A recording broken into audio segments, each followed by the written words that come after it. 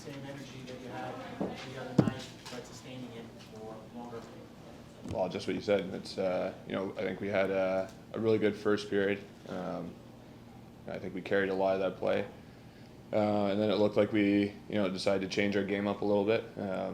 But the key is just to keep that same game plan for the full 60. I think we showed that when we play our game, it's hard to play with us, but our game has to be for a full game, 60, 80, whatever it is. It's got to be for the whole game.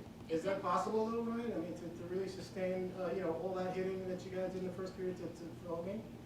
It's playoffs. You want to win the cup, it has to be. It did seem like you guys were finishing your checks just even more than usual. Was that kind of part of the game plan going in? I mean, I think that's kind of everybody's game plan in playoffs. You go to 7 games, every bump, every little play matters. It takes a toll on your body for sure. So I don't think it's just our game plan, but we executed it properly in the first period, and then we got away from it. Ryan, you've been with York for a couple of years now, different stops.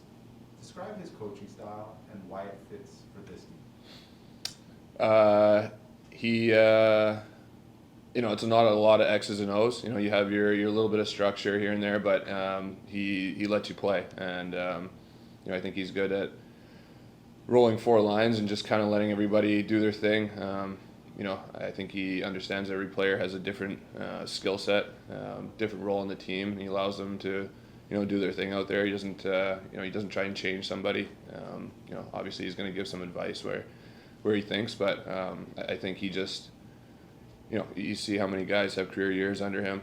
It's not by accident. So it's just, I think it's just an easy way to play.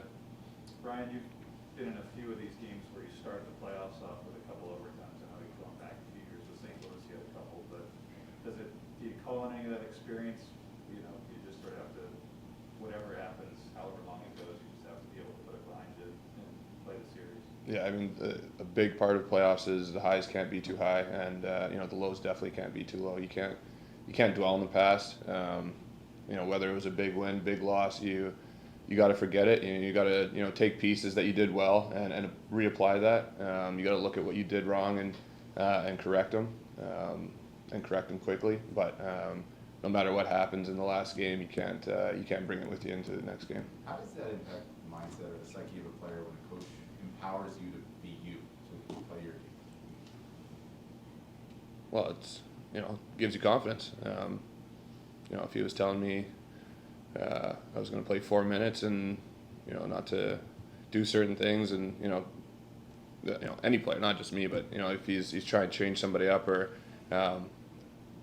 you can just go in there and play with confidence and know.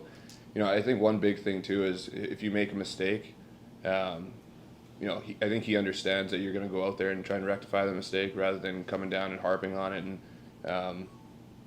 and dwelling on it. Obviously, if you keep making the same mistake over, he's going to let you know. But I think he understands that mistakes are going to be made, and what you do after is most important. As a player, do you, or as a team, do you have to be more conscious of the north-south game in the playoffs? Yeah, I think that's kind of what happened in the second period. We were the first period we were north-south, hard in your face. Second period we started getting a little cute with the puck, a little bit more east-west, especially at the blue lines, not getting pucks out, maybe trying to make a play before we got the puck in. High skill team over there, experienced team. They're going to make you pay for those mistakes. So I think sticking to what works again is key. What's the effect when they have to change their goalie with halfway through the second overtime, and they go from a guy who catches left to a guy who catches right? Does that matter to you? How do you deal with it? I think you want to put more pucks on him. I think a guy that's been sitting there for however long he was sitting there and hasn't seen a puck for that long, I think you want to jump on him early, get some shots, kind of test him out. But I guess you'd have to ask the goal scorer that question. I close my eyes and shoot the puck. Ask Crides how he deals with that. He closes his eyes. I don't think he does. Crosby and that line played a big part in the momentum shift in game one. What adjustments do you think need to be made? Just the same thing we did in first period last game. You got to play them hard. I think every line that was out there against them that first period played them hard. You know, I don't think they generated nearly as much as they did later in the game, and that's key. You gotta take out the top players for sure. You gotta play them hard. You can't give them space. You can't get them time to wheel around the offensive zone. You gotta play them tight in the neutral zone so they don't have that room coming into the offensive zone. Yeah, that's the keys.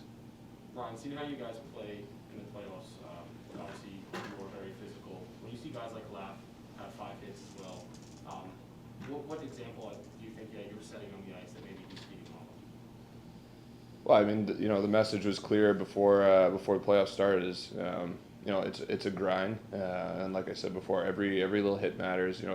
It takes your toll on the body, and I think, for a guy like Laff, who isn't always the most physical guy, but buys into it in his first playoff game, that can, not just following me, but guys like that can trickle down to the rest of the lineup too. You see a guy like that doing it, and some of the other younger guys, step up and play physical. Lindy, a couple big hits last game, but you need it out of everybody. You can't just be a couple guys leading the charge and expect it to go that way.